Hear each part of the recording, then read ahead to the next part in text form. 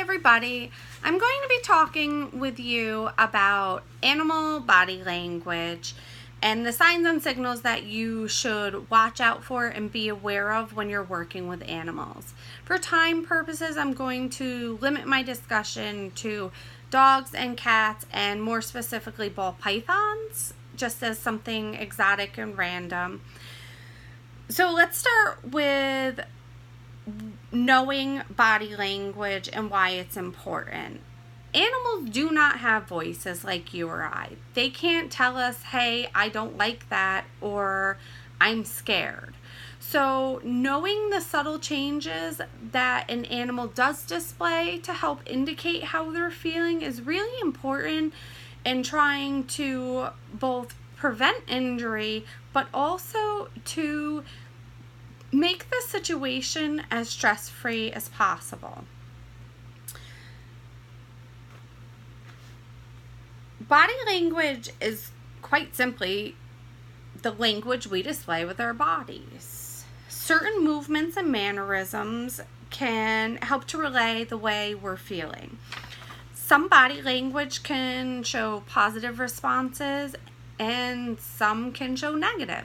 Positive responses could be wagging the tail, a relaxed posture, even laying down and wanting belly rubs, purring and bumping against you for affection. Those are also good combinations for cats. At the same time, a dog that's wagging its tail and relaxed, who suddenly has pinned ears and a tail between their leg, is no longer happy. And you need to be able to pick up on that change. You need to know that we were okay until you reached for us. And at that point, you need to know that it's time for you to back up and give that animal space. Cats can be a little tricky. Cats have hairline triggers. They're very sassy in that aspect. A cat can be purring and bumping its head up against a kennel cage, and when you open that cage to reach in to give it the affection it appears to want, it's suddenly backed into the corner with its legs and tail tucked, and now it's ready to attack you and is in the perfect position to defend itself and scratch you. So just always be cautious with cats. I feel like cats are hit and miss. They love you or they hate you. Sometimes you get a good combination. For the most part, just always keep your eye on them because they're a little tricky. A ball python might not have legs, they don't have ears, they don't necessarily have a wagging tail, even though they appear to be mostly tail. But they can still relay a comfort level. A snake that is slithering up and down your arms and across your hands and trying to get down is comfortable in its environment. It's not scared, and it's okay for you to proceed with your TPR or your evaluation of that animal. Now, if that snake suddenly pulls its head into an S position, now it's ready to attack. So it's either hungry or it's been startled. Both of those things will cause that response. Just know how to approach the snake in order to restrain it without getting bit. Now, if a snake is curled up into a tight ball, it's because it's terrified and it is trying to protect its organs and its soft underside. So it might take a few extra minutes for that snake to relax, realize there's no threat, and unravel itself. There's many things you should recognize when you're dealing with animals. You definitely want to listen for the vocalization.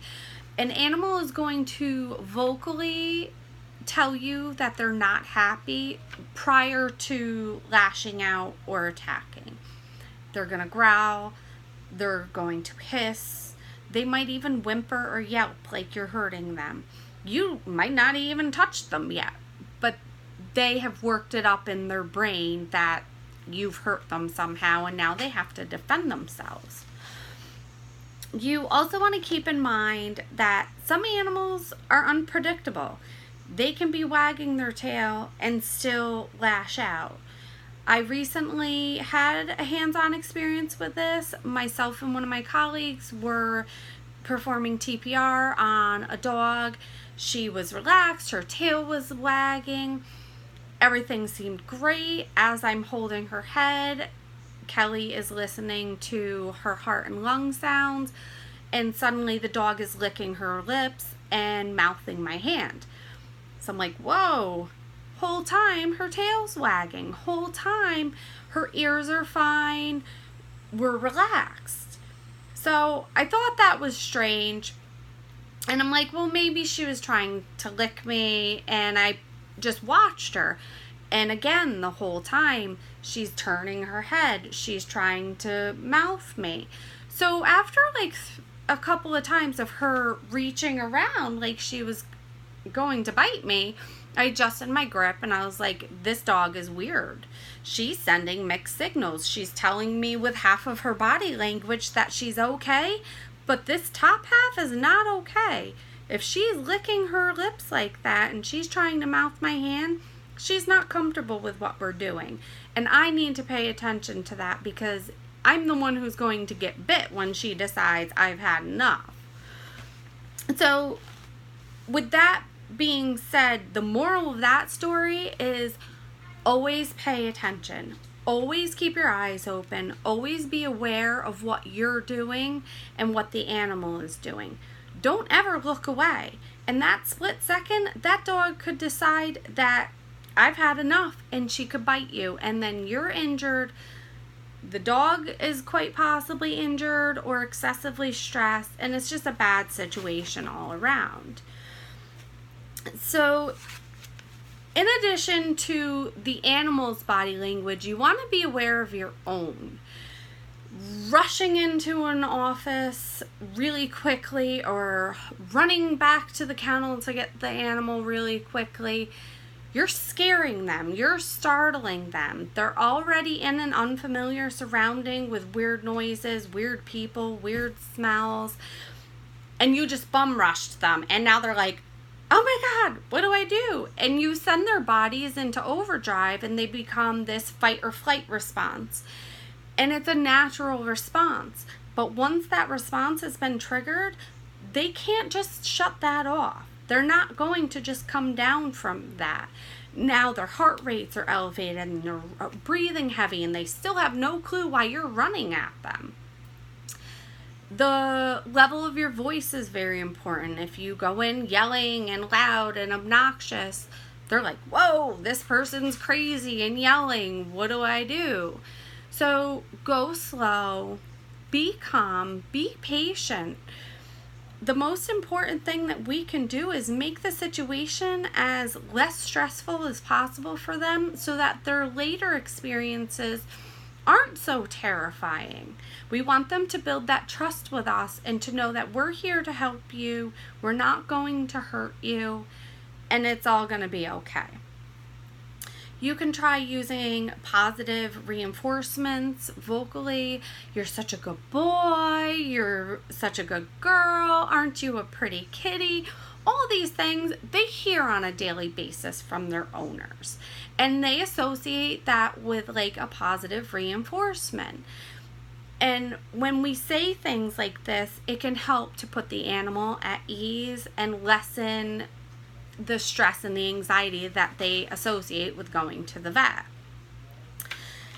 As time goes on, you're going to learn your clients, you're going to learn your patients, you're going to build a relationship with them. You will learn to recognize that particular animal. Oh, I've known this dog since it was a puppy. When she does this, she's not happy. There's going to be animals that will be okay with having their temperature taken, and there's going to be some that are like, get away from my butt. There's some that are going to be okay with their nails being clipped, and then there's going to be others that you can't even touch their foot with a 10-foot pole. They're like, no way. So the longer you're doing this, the more interactions you have with these animals, the more you're going to learn about them, and the more you'll be able to recognize their body language. So that's it. Thanks for watching.